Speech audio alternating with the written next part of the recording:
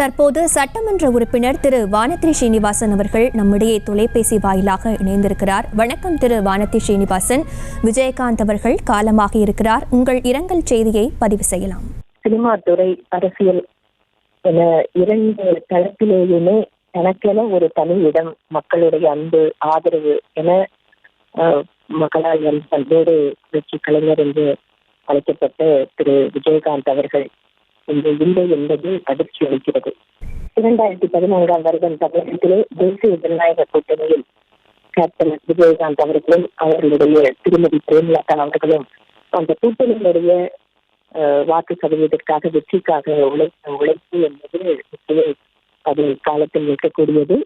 அந்த சமயத்தில் பல்வேறு முறை நான் கேப்டன் விஜயகாந்த் அவர்களை பார்ப்பதற்கான வாய்ப்புகள் எனக்கு கிடைத்தது. ஒரு குழந்தையினுடைய மனோபாவத்தோடு அந்த வெள்ளந்தியோடு பழகக்கூடியவர், ஒவ்வொருவரும் தனிப்பட்ட முறையிலே அன்பையும் நெருக்கத்தையும் வந்து காட்டி ஒரு ஆளுமையாக பார்க்கின்ற அத்தனை பேரையும் வசீகரம் செய்யக்கூடிய ஒரு தலைவர். அவர் இன்று இல்லாதது என்பது தமிழகத்திற்கு ஒரு மிகப்பெரிய இழப்பாக நாங்கள் பார்க்கிறோம்.